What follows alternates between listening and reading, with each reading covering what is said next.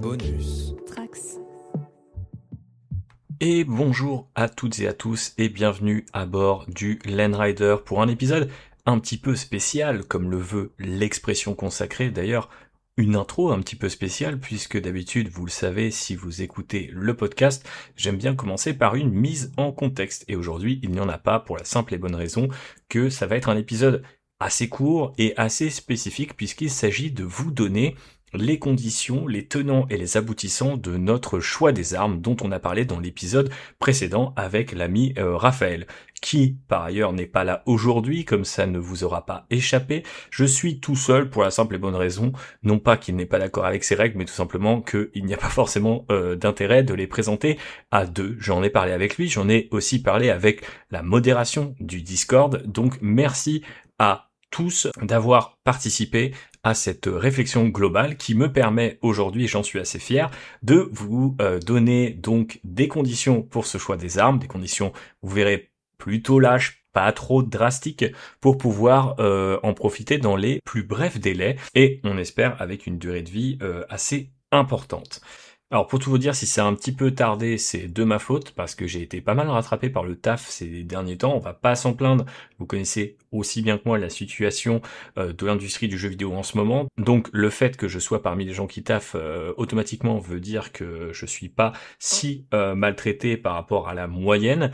Ceci étant dit, c'est un peu ça la vie de freelance, c'est répondre aux besoins des gens un petit peu au dernier moment, y compris quand ils s'apprêtent à partir pour les vacances d'été. Donc j'avais pas mal de taf sur la planche, là où je pensais normalement avoir un mois de juillet un petit peu plus cool, qui m'aurait permis en fait de vous donner ces conditions et d'approfondir ce CDA plus rapidement. Par ailleurs, on a été assez subjugué, mais de manière positive en fait, quant à l'enthousiasme dont vous avez fait preuve assez spontanément sur le podcast et sur le Discord suite à l'épisode. Beaucoup de gens nous ont rejoints, beaucoup de gens qui avaient déjà des armées en cours en ont profité pour remettre un coup de collier. Ça fait vraiment super plaisir.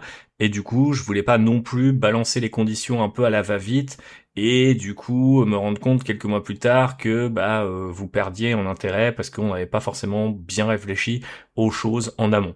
C'est du coup le temps que j'ai pris à réfléchir qui explique un petit peu pourquoi il y a pas mal de disparités entre ce premier épisode d'annonce du choix des armes, du CDA, et maintenant ce deuxième épisode qui consiste plutôt à décrire le CDA dans les détails. Donc il s'adresse avant tout à celles et ceux qui nous ont déjà rejoints, mais aussi à celles et ceux qui hésiteraient peut-être encore à nous rejoindre parce que ils voudraient en savoir plus. Donc voilà, je vais vous expliquer tout ça juste après le générique et on en parle ensemble.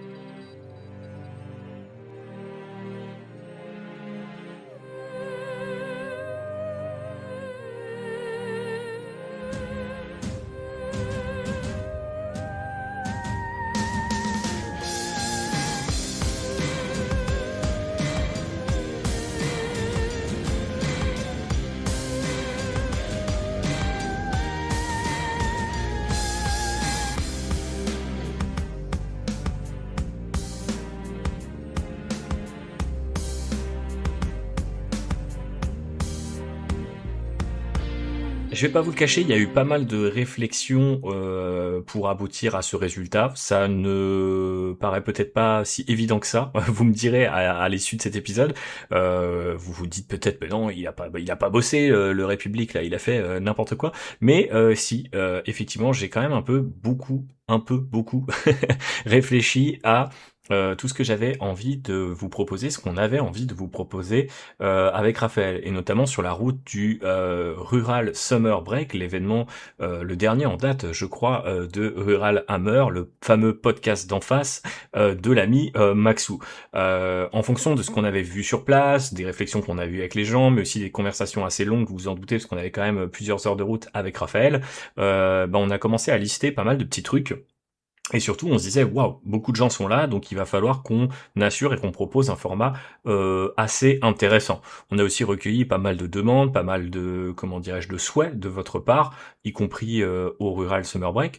Donc il fallait qu'on mélange un petit peu tout ça et qu'on fasse en sorte que ça soit un petit peu original, et ça a aussi créé pas mal d'hésitations de ma part. Là, pour le coup, je vais me mettre un petit peu, en dehors, des autres, parce que j'ai tendance un peu à surintellectualiser, toutes les infos que j'enregistre. Vous me pardonnerez, j'espère, mais c'est vrai qu'il y a déjà des gens qui font des choix des armes un peu classiques, façon White Dwarf à l'époque ou même Warhammer Forum. Je pense notamment, je crois, à Melody et de la chaîne War Adventure qui est plus sur le format qu'on connaît et qu'on apprécie toutes et tous. Il y a Maxou qui en a déjà fait un sous la forme d'un bingo. Vous savez, vous avez un certain nombre de cases à remplir et quand vous par ligne, et quand vous atteignez la ligne complète, vous avez des bonus, etc. au niveau du score. Donc il fallait trouver quelque chose qui soit un petit peu différent de tout ça, et en même temps, il fallait pas perdre de vue l'objectif original. L'objectif original, c'était certes de se servir de la V11 comme prétexte, mais pas du tout comme une fin en soi. L'idée, c'est pas forcément de préparer une armée pour jouer à la V11, c'est plutôt profiter de la V11 qui, comme chaque nouvelle édition, ramène des gens, ramène de la motivation pour aller vers le hobby qu'on aime, ce beau hobby qu'on cherche, je crois, à toutes et tous quand on écoute Landrider.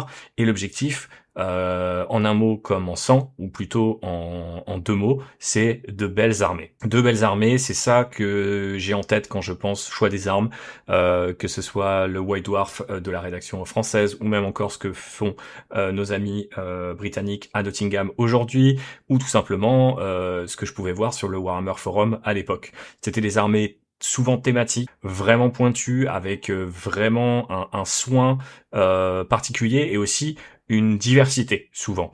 Et c'est ça qui, je crois, notamment même dans le cadre d'un événement comme celui de Maxou, qui me manque en fait aujourd'hui dans le hobby, c'est voir des armées qui sortent du cadre du jeu égal. Je vais même pas dire du jeu compétitif, mais juste une armée pour le plaisir d'avoir une belle armée. Alors bien sûr, on en a vu plein, on a vu des listes assez folles de ce point de vue-là aussi, mais on voit, comme on le dit et comme on ne cesse de le répéter, que au final, le jeu casu, ou ce beau jeu, cette construction d'armée un peu à l'ancienne, c'est un art qui se perd. Donc l'idée de ce choix des armes, c'est tout simplement de remettre un petit peu ça en avant, pour presque un peu, j'ai envie de dire, la beauté du geste, plus que qu'autre chose.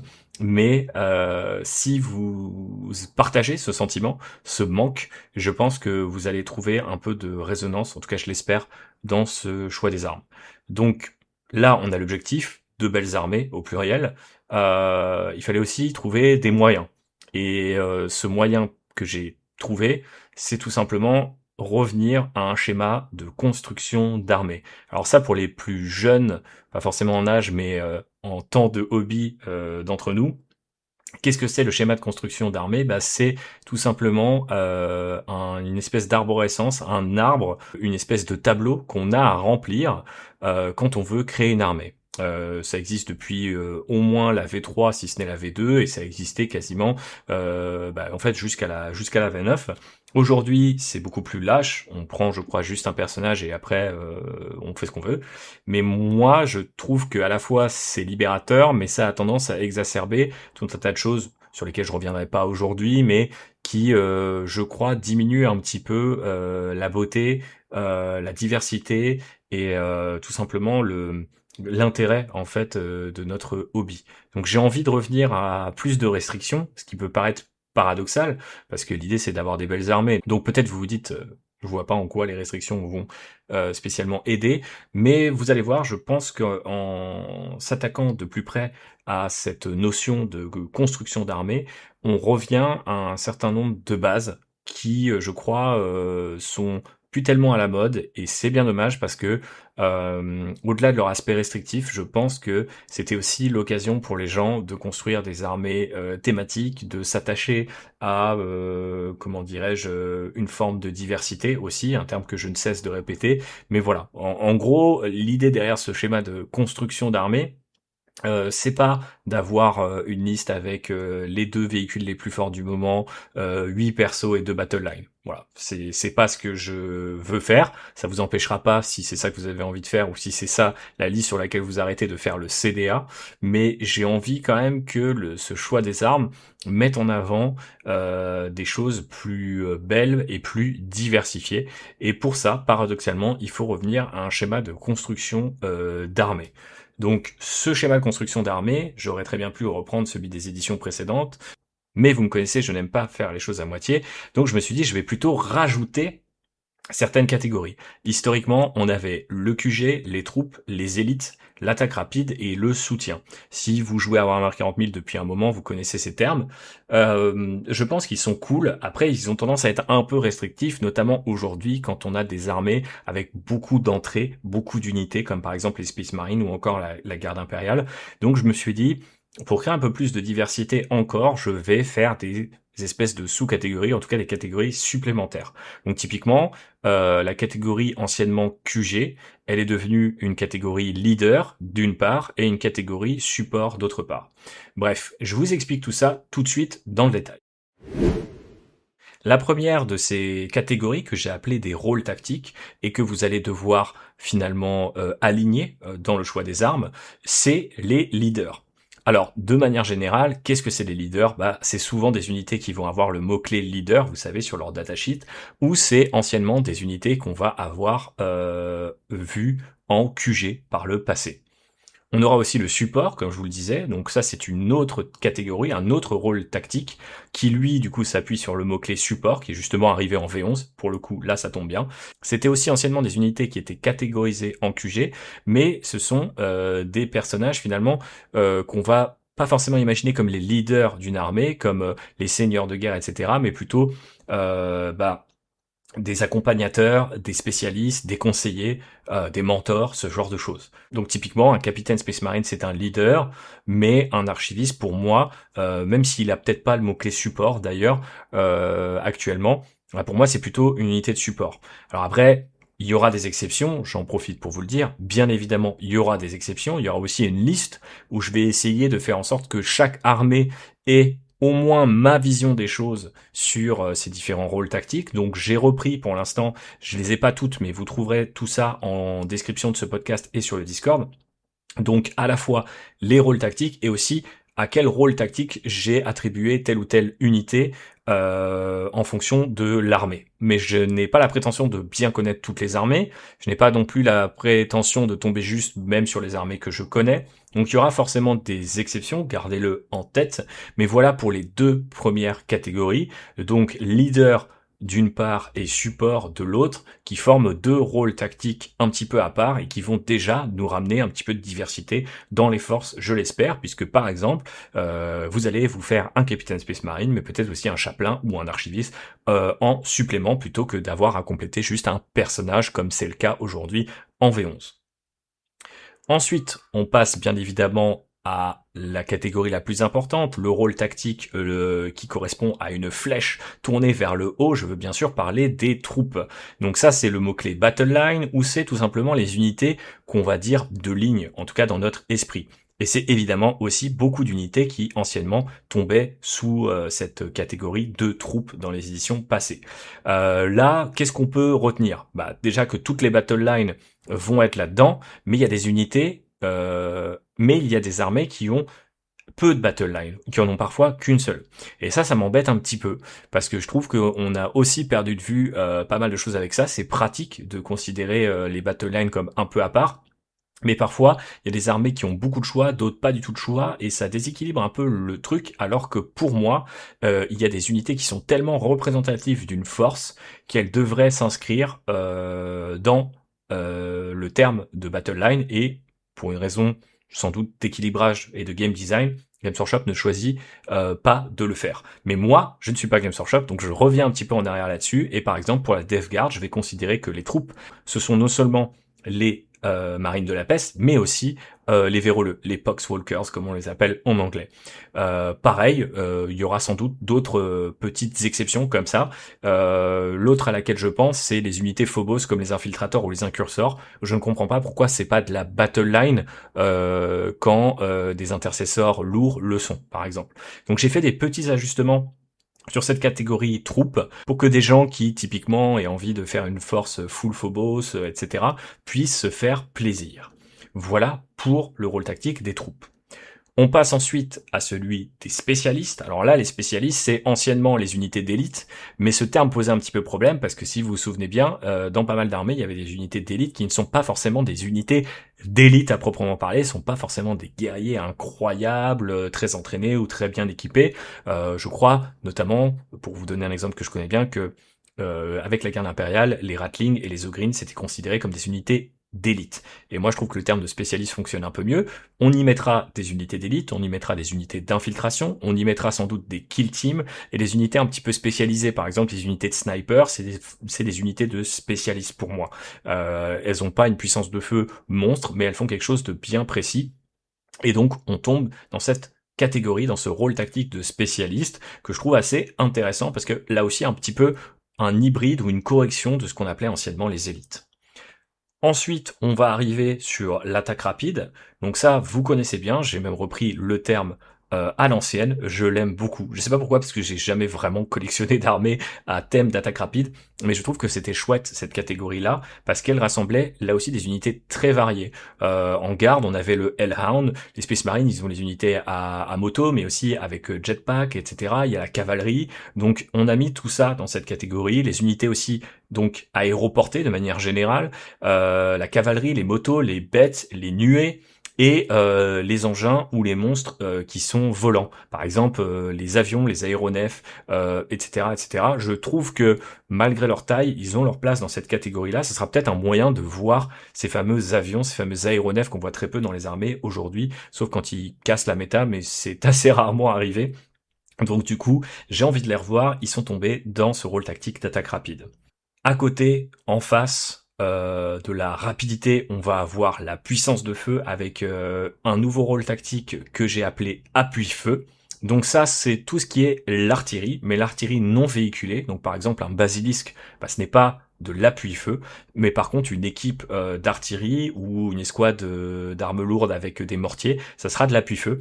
Et de manière générale, toutes les unités de soutien, faut penser surtout du tir en fait. Par exemple, les Hellblaster pour les Space Marines, ben c'est ce genre d'unité que j'ai envie de représenter dans le rôle tactique d'appui-feu, qui sont en fait là aussi une espèce de correction du rôle tactique précédent. On parlait à l'époque de soutien. Soutien c'est très bien, mais du coup dedans il y avait des véhicules, beaucoup, et des unités d'infanterie et des unités d'artillerie. C'était un peu comme l'attaque rapide, un joyeux fourre-tout, mais là j'avais besoin de séparer typiquement ce qui est des gros canons tenus par des hommes en armes à pied et des véhicules. Parce que, vous allez le voir, les véhicules vont avoir droit à deux catégories. Eh bien oui, parce que j'avais envie qu'on ait un compte pair à la fin des fins, et vous l'aurez compris, on finit par tomber sur 8 catégories, 8 rôles tactiques, avec donc les véhicules légers d'une part et les véhicules lourds d'autre part. Donc là, c'est très simple, mais aussi très arbitraire. Dans les deux catégories, on trouvera les engins, les marcheurs et les transports, mais qui en fonction de leur taille vont aller dans léger et lourd.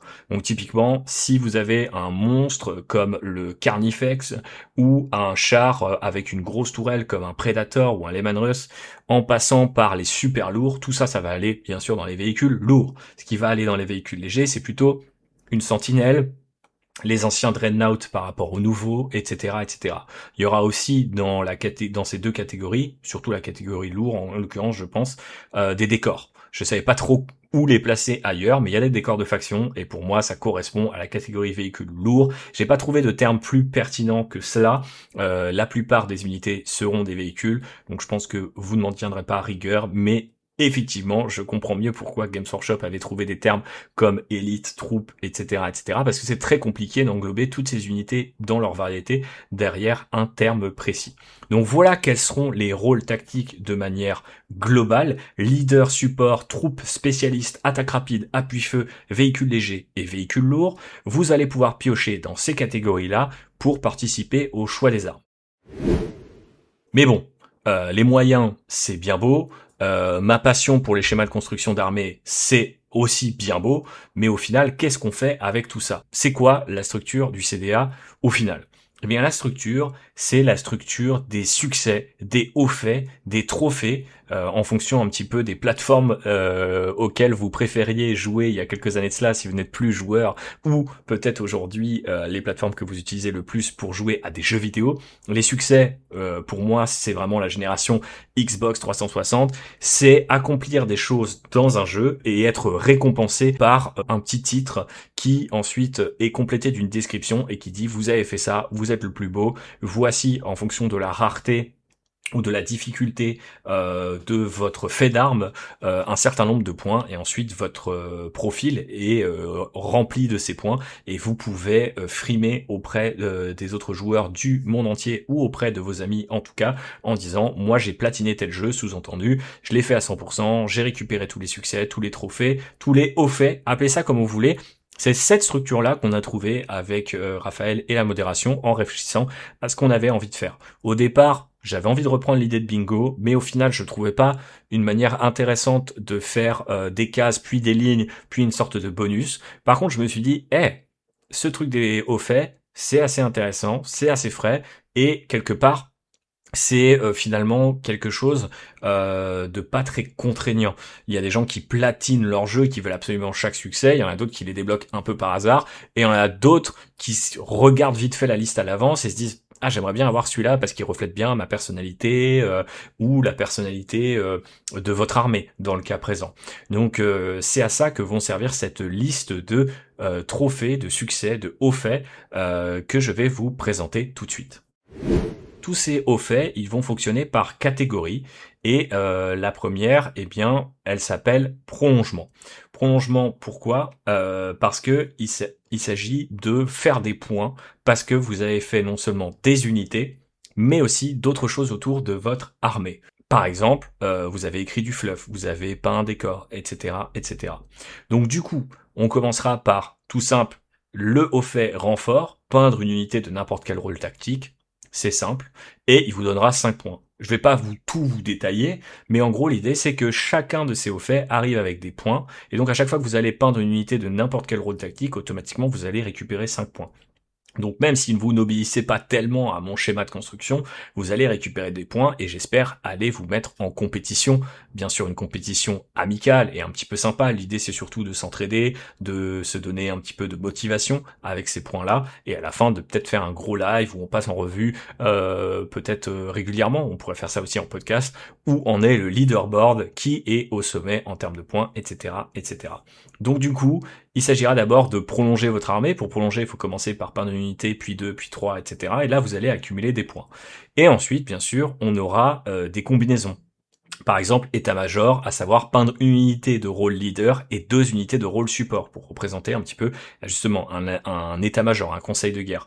Point blindé, ça sera peindre une unité de type troupe et une unité de type transport, un véhicule léger de type transport.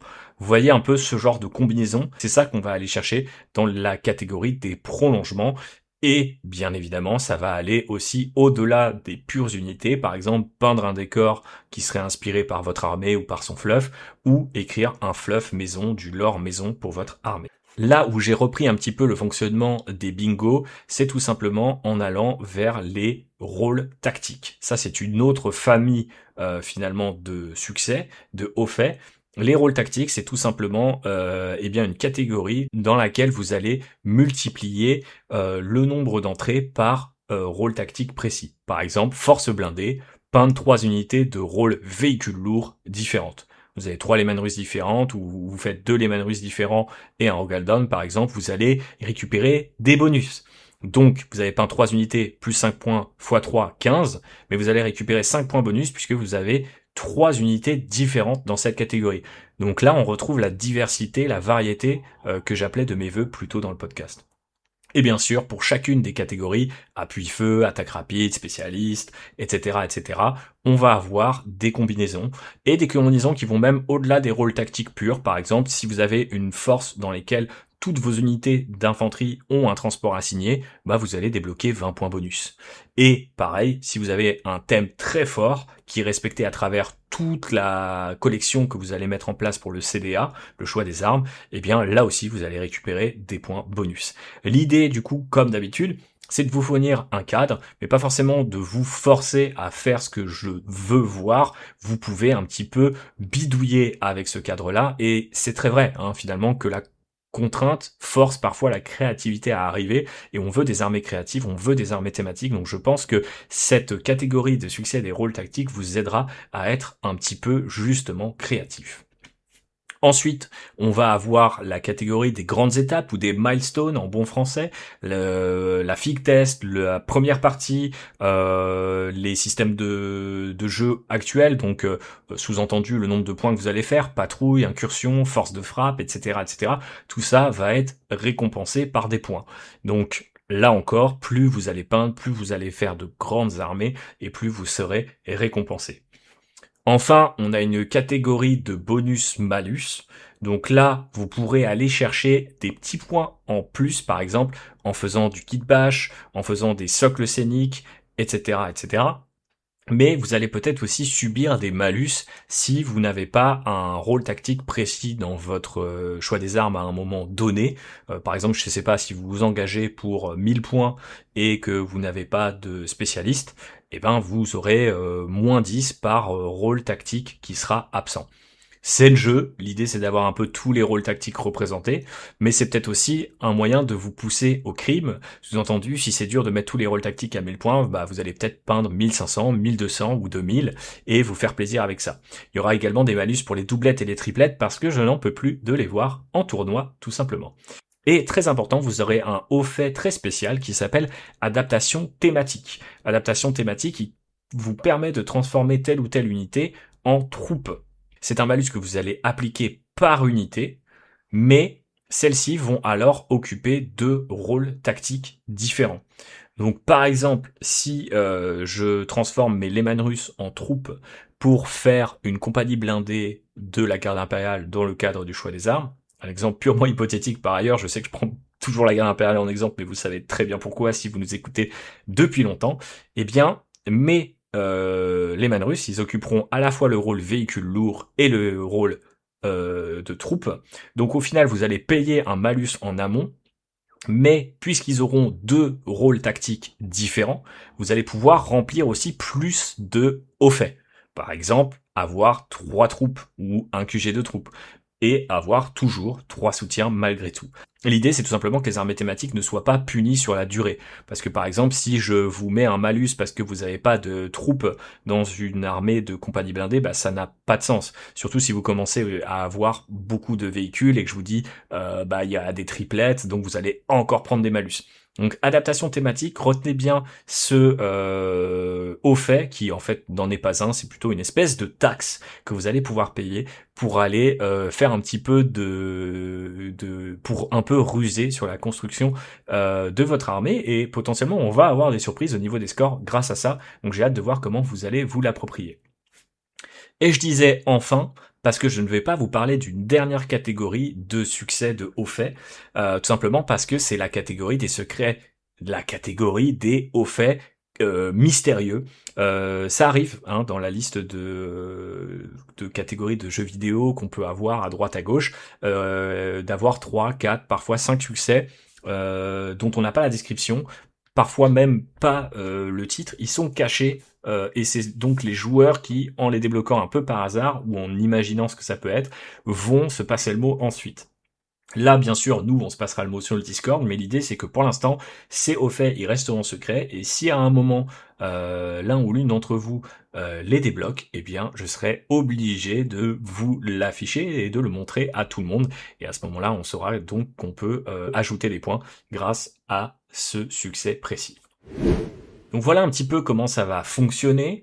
Retenez que tout ça est certes un peu mieux défini que ça l'était quand on vous a présenté le choix des armes avec Raphaël, mais qu'il va avoir des ajustements, à la fois dans quelle unité correspond à tel rôle tactique, mais également dans les points peut-être que vont rapporter tel ou tel succès. Il y aura des mises à jour forcément, parce que au contact de vos armées, de vos idées, on va forcément trouver des contradictions ou des trucs vraiment un petit peu pétés. Donc on va faire comme Games Workshop, on va trouver des solutions un petit peu sur le tas. Rassurez-vous, on cherche pas à avoir une méta, on cherche pas à avoir non plus un scoring maximum. L'idée c'est plutôt de tenir à jour une espèce de tableau, de podium, et savoir un petit peu où chacun en est grâce du coup à ce système de rôle tactique d'une part et à cet autre système de succès de l'autre. Voilà sur ce que j'avais à vous présenter aujourd'hui. Retenez que vous pouvez participer quoi qu'il arrive, en fait, même si vous n'avez pas envie de suivre ces catégories-là, bah venez peut-être juste nous rejoindre, discuter avec les gens, nous montrer votre armée, il n'y a aucun problème, il n'y a aucune pression quant à ça. Mais je voulais offrir à celles et ceux qui le réclamaient une sorte de cadre. Vous voyez, c'est assez léger, même si là, tel quel, ou même en lisant le document, vous allez dire, oh là là, il y a peut-être pas mal de lignes. En fait, c'est assez instinctif, et c'est ça que je voulais, c'est que on ait une sorte de cadre avec lequel jouer, avec lequel faire rebondir un petit peu nos idées, et ensuite, eh ben, on se fait plaisir, on rejoint l'aventure en choisissant une armée, en choisissant un premier objectif ou un pledge. J'ai envie de peindre 1000 points, j'ai envie de peindre 500 points, etc. Et après, on verra ensuite pour les prochaines étapes. Est-ce que tout ça peut aller vers un lore commun, comme je le disais lors du dernier podcast? Bah en fait, vous êtes tellement nombreux et avec des projets tellement variés que ça risque d'être un petit peu compliqué, mais c'est toujours dans un coin de ma tête. On va voir comment on va faire vivre ce choix des armes sur la durée, mais en l'état, voici le pack de démarrage, si j'ose dire, sur lequel, j'insiste, vous pouvez démarrer dès maintenant, sans forcément consulter chacune des lignes, chacun des hauts faits, etc., ou même en n'étant pas d'accord avec la liste des rôles tactiques que j'aurais fait pour votre armée. Tout ça, c'est en cours, venez en discuter. Je voulais quand même avoir un cadre assez détaillé pour que on puisse avoir des questions auxquelles on peut répondre par oui ou par non, ou des questions en tout cas qui pourraient générer des débats assez intéressants. Typiquement, savoir si telle unité est spécialiste ou appuie feu, etc. Ça nous donne une base. Alors que si on n'a pas de base sur discuter où on met telle ou telle unité, ça risque de poser problème. Donc voilà, je voulais vous proposer le cadre, il est là pour que vous soyez créatifs, il est là pour que vous vous fassiez plaisir, et il est là pour qu'à la fin, on ait de belles armées diversifiées, thématiques, ça me ferait vraiment, vraiment plaisir. Et ensuite, bah voilà, the sky is the limit, comme disait l'autre. Si on veut commencer à réfléchir à un leurre commun, à un événement, à ce genre de choses, eh ben on y réfléchira, mais chaque chose en son temps. Je voulais déjà vous donner ce petit kickstart, ce pack de démarrage pour bien commencer, et surtout, voilà, là c'est les vacances, on sera peut-être pas forcément la tête dans les figues. Pour ceux qui n'y sont pas encore en vacances comme moi, bah c'est déjà l'occasion de se projeter sur ce que vous allez faire ensuite, et donc je pense que c'était de bonne aloi de vous donner tous ces renseignements à l'approche du choix des armes. Encore une fois, il n'y a aucune pression, il y a pour l'instant aucune deadline, donc venez juste nous rejoindre sur le Discord, vous avez tous les liens en description de ce podcast, et comme ça vous verrez qu'il y a une joyeuse bande de lurons qui vous attendent, et avec des armées ou des unités qui sont déjà là, déjà en cours de peinture, et aussi des thèmes très forts. Donc je vous félicite déjà pour tout ça, et je vous dis à très vite pour la suite des aventures du choix des armes, côté Raphaël et côté moi-même, puisque on ne manquera pas de vous parler, je pense, d'ici la rentrée, de nos premières figurines pour ce nouveau projet d'armée, les taux pour Raphaël et les orques pour moi-même. Des bisous, portez-vous bien. Si vous voulez soutenir le podcast, n'oubliez pas de sélectionner Landrider lorsque vous faites vos achats sur My Hobby Place. Vous pouvez aussi lire mon bouquin qui est toujours disponible sur Warhammer 40 000 chez Third Edition. Et sinon, on a une page Tipeee toujours disponible. J'en profite pour remercier les derniers types récurrents qui sont arrivés au cours du mois dernier. Ça fait vraiment sincèrement plaisir. J'espère que vous vous reconnaîtrez. Des bisous, à la prochaine. Ciao!